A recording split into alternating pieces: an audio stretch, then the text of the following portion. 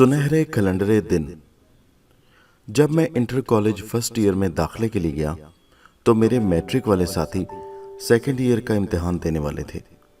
हर नए आने वाले की दुर्गत बनाना कॉलेजों की बहुत पुरानी रिवायत है। फर्स्ट ईयर फूल बनाने वाले ग्रुप जा बजा नजर आ रहे थे। मैं बड़ी चालाकी से किसी भी ऐसे ही ग्रुप में शामिल होकर नए आने वालों को फर्स्ट ईयर फूल बनाता रहा। साइंस वाले समझते मैं आर्ट्स वाला हूँ और आर्ट्स वाले समझते कि मेरा ताल्लुक साइंस ग्रुप से है।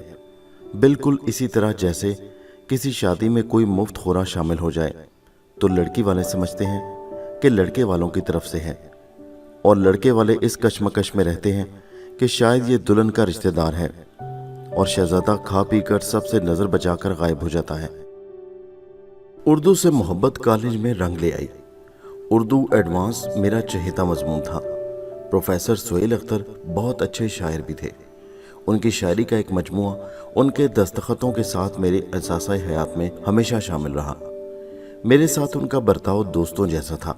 हसद के मारे कॉलेज फ्रेंड मुझे देखते तो कह उठते, वो आ रहा है सोहेल अख्तर का चमचा।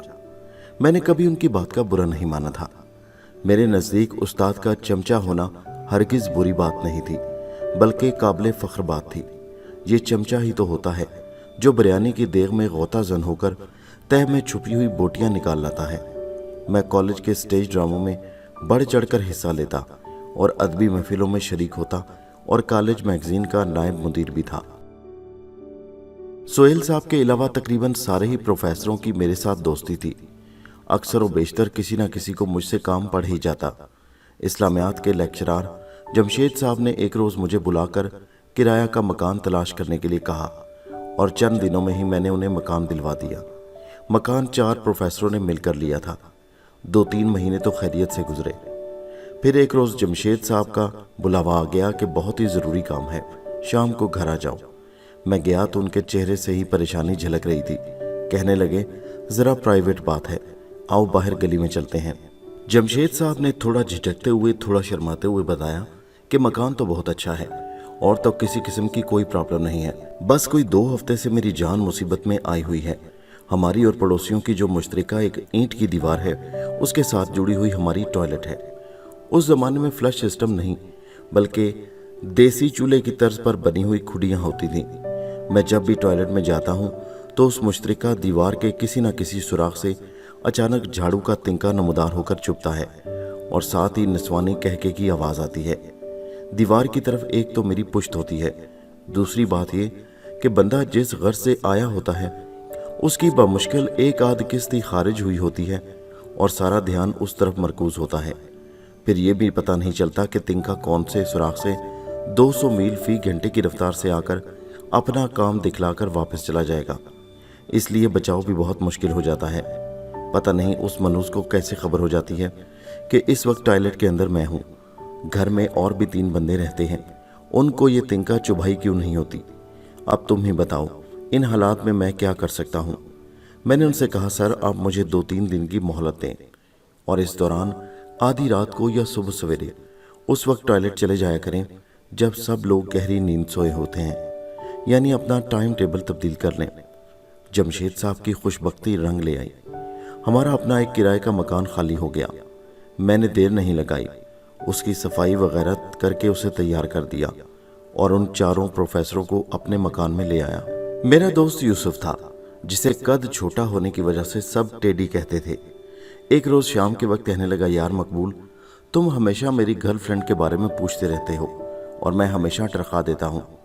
आज मौसम बहुत सुहाना है, मेरा दिल शिद्दत से चाह रहा है कि उस चांद से चेहरे को देख आऊँ। तुम्हें भी साथ ले चलता हूँ, लेकिन शर्त यह है कि तुम बस दूर से ही देखोगे। मैं भी खुशी खुशी उसके साथ हो लिया। वो विक्टोरिया हॉस्पिटल के जनाना वार्ड की तरफ मुड़ा तो मेरे इस्तफसार पर उसने बताया कि उसकी कोई करीबी अजीज़ प्राइवेट रूम में दाखिल है और मेरी वो हमा वक्त वहीं होती है। वहाँ 2 वार्डों के दरमियान हरी भरी घास वाला एक ग्राउंड था, जिसमें जा बजा लकड़ी के बेंच रखे हुए थे। मैं एक ऐसे बेंच पर बैठ गया जो ज़रा झाड़ियों की ओट में था। मेरी मुखालिफ सिमत झाड़ियों के उस पार भी एक बेंच पड़ा था। थोड़ी देर बाद टेडी अपनी गर्लफ्रेंड को लेकर बरामद हुआ। मुझे ये देखकर धचका लगा کہ وہ ہر قدم پر ایک جانب جھک جاتی تھی. تھوڑا بہت نہیں بلکہ وہ بہت زیادہ لنگڑی تھی. وہ دونوں جھاڑیوں کے اس پار والے بینچ پر آ کر بیٹھے تو مجھے لڑکی کو قریب سے دیکھنے کا موقع نصیب ہوا. دونوں نے ایک دوسرے کا ہاتھ بڑے پیار سے تھام رکھا تھا. بغور دیکھنے پر معلوم ہوا کہ اس کا چہرہ تو سامنے لیکن دونوں آنکھیں بیک وقت مخالف سمت میں دیکھتی تھیں. کچھ سمجھ نہیں آیا کہ سامنے بیٹھے ہوئے ٹیڈی کو وہ اپنی دائیں آنکھ سے دیکھ رہی تھی یا بائیں آنکھ سے. ہر انسان میں خوبیاں اور خامیاں ہونا ایک عام سی بات ہے، لیکن اس لڑکی کا نظروں ہی نظروں میں مکمل سروے کرنے پر سوائے 2 خوبیوں کے سب الٹ پلٹ ہی نظر آیا. اور ان 2 خوبیوں میں سے ایک یہ تھی کہ وہ لڑکی تھی، اور دوسری اعلیٰ خوبی یہ تھی کہ اس کی زبان کینچی کی طرح کچر کچر چل رہی تھی. یوں لگتا تھا جیسے اس کی ساری جسمانی خامیوں کی کمی اس کی زبان پورا کر رہی ہے. کچھ دیر خوش گپیوں کے بعد بالآخر ٹیڈی اسے واپس وارڈ میں چھوڑ آیا. میرے اس سوال پر کہ یار ٹیڈی تمہارے پورے بہاولپور میں اس سے زیادہ پریوش اور کوئی نظر نہیں آئی، تو اس کا فلسفہ کچھ یوں تھا کہ تم لوگ سارا دن لڑکیوں کے پیچھے خوار ہوتے ہو، لیکن وہ ہاتھ آنا تو دور کی بات تمہاری طرف دیکھنا بھی گوارا نہیں کرتی. تم لوگ سخت بے وقوف ہو. خواری تم لوگوں کی قسمت میں لکھی ہوئی ہے. میری طرف دیکھو، یہ کہا اور اس نے اپنی دونوں آنکھوں کی دونوں پتلیوں کو مخالف سمت میں کر لیا اور گویا ہوا کہ بس مجھے صرف اتنا ہی کرنا پڑا تھا. میری ترچھی نظریں اس کی ترچھی نظروں سے ٹکرائیں تو میرا کام بن گیا. اسلام ہمیں آسانیوں کا درس دیتا ہے اور تم لوگ اپنے آپ کو خواہ مخواہ مشکل میں ڈالتے ہو. دوسری بات یہ ہے کہ اس میں اگر کچھ جسمانی خامیاں ہیں تو کیا ہوا؟ میں اسی لیے اسے چندہ کہہ کر بلاتا ہوں کہ چاند کون سا بے داغ ہے، اس میں میری چندہ سے کہیں زیادہ داغ ہیں. میں کئی دن تک اس کے فلسفہ کی گہرائیوں میں غوطے لگاتا رہا، لیکن پھر بھی کسی حتمی نتیجہ تک نہ پہنچ سکا. ہمارے مکان سے ملحق ایک چھوٹا سا مکان کرایہ پر ایک ماں بیٹی کو دیا ہوا تھا. شگفتہ گرلز کالج میں پڑھتی تھی. اس کی ماں کافی بوڑھی تھی. اس کی بینائی بھی کافی کمزور تھی. کوئی بھی چیز دیکھنے کے لیے اسے چیز کو آنکھوں کے قریب لا کر چندی چندی آنکھوں سے بغور دیکھنا پڑتا تھا. میرا کزن مظہر مستقل طور پر ہمارے گھر میں ہی رہتا تھا. بہت شرارتی اور تیز ترار تھا. شگفتہ ہم دونوں کو بالکل لفٹ نہیں کرواتی تھی. حالانکہ جب اس کی ماں گھر پر نہ ہوتی تو ہم اس کے دروازے کے سامنے سے گزرتے ہوئے ملکہ پکھراج کی گائی ہوئی غزل کے بول وہ شگفتہ شگفتہ بہانے تیرے تھوڑا اونچی آواز میں گنگناتے. ایک روز ہم دونوں نے اس سے بدلہ لینے کی ٹھانی. ہمارے گھر کے سامنے سے صبح و شام روزانہ گلی میں سے گدھے، گائیں، بھینسیں اور بکریوں کے ریوڑ گزرا کرتے تھے. چرواہے معمولی پیسوں کے عوض گھر گھر سے جانور کو ریوڑ میں شامل کرتا جاتا. سارا دن کھلے میدانوں میں چرانے کے بعد مغرب سے پہلے جانور اپنے اپنے گھر واپس آ جاتے. شام کا وقت تھا. جانور گھروں کو لوٹے تھے. ہم نے ایک دوست کے گھر سے چینی کی ایک خوبصورت پرچ حاصل کی. پرچ میں گدھے کے خارج شدہ تازہ تازہ 2 عدد چمچم اور بکری کی تھوڑی سی مینگنیاں رکھی. ان کو چاندی کے ورق سے مکمل طور پر ڈھانپ کر ایک راہ چلتے چھوٹے بچے کو 2 عدد ٹافیاں دے کر آمادہ کیا کہ یہ پلیٹ سامنے دروازہ کھٹکھٹا کر دے آؤ، اور قریب کے مکان کی طرف اشارہ کر کے بتایا کہ کہہ دینا کہ اس گھر سے آئی ہے. جیسے ہی بچہ مڑا ہم وہاں سے رفو چکر ہو گئے. بعد میں خبر ملی کہ ماں بیٹی نے بہت واویلا مچایا تھا، کیونکہ شگفتہ کی ماں نے دروازہ کھول کر پلیٹ ہاتھ میں پکڑتے ہی ایک بکری کی مینگن اپنے منہ میں ڈال لی تھی. ہم دونوں سے بھی تفتیش ہوئی، لیکن ہم نے جھوٹی قسمیں کھا کر یقین دلانے کی کوشش تو کی کہ ہم دونوں تو یہاں تھے ہی نہیں، مگر ہمیشہ کی طرح مشکوک ہی رہے. ہماری قسموں پر بھی کم ہی یقین کیا جاتا تھا. والد صاحب کے جاننے والے ایک ریٹائرڈ میجر علی پور کے رہنے والے تھے.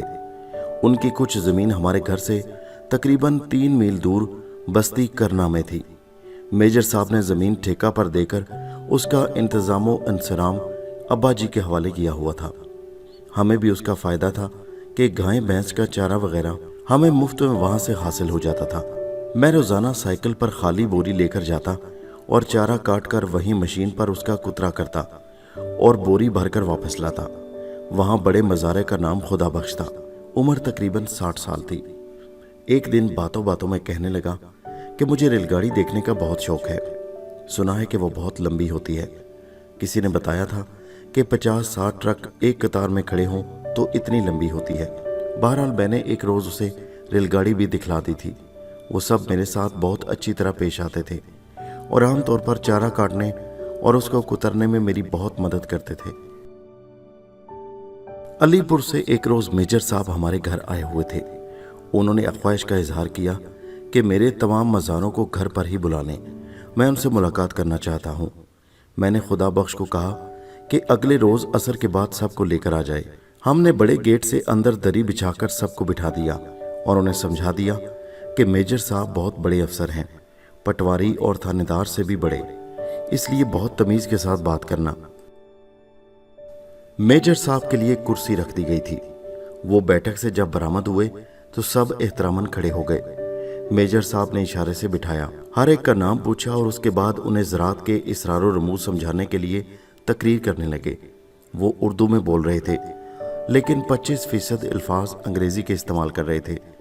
आधा घंटा वो बोलते रहे, लेकिन मेरा ख्याल है कि सामईन के पल्ले शायद ही कोई बात पड़ी होगी कि अचानक खुदा बख्श खड़ा हुआ और यूं गोया हुआ, साईं मेजर साहब तुसां ढेर बक बक कर गिदिए, ए हुण मैंकू भी कुछ फरमान दियो। हजूर आपने बहुत बक बक कर ली है, अब मुझे भी कुछ फरमाने दें। और फिर उसने खालस सराइकी ज़ुबान में ठेका की रकम में कमी का मुतालबा और इसी तरह की दूसरी बातें की। मेजर साहब को उसकी कोई बात समझ में ना आई। वो सराइकी से बिल्कुल नाबल्द थे।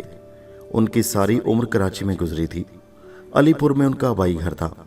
मजलिस बर्खास्त हुई और मेजर साहब बैठक में चले गए तो बड़े भाई ने खुदा बख्श से इस बदतमीज़ी वाले फ़िक्रे पर सरजनश की, लेकिन वो किसी तौर पर यह मानने के लिए तैयार नहीं था कि उसने कोई इखलाक से गिरी हुई बात की है। उसने कहा कि मेजर साहब के कानों में जो बातें गईं उन्हें ताज़ीमन फरमाना ही कहना बनता है। हम छोटे लोगों के कानों में तो बक बक ही जा सकती है ना।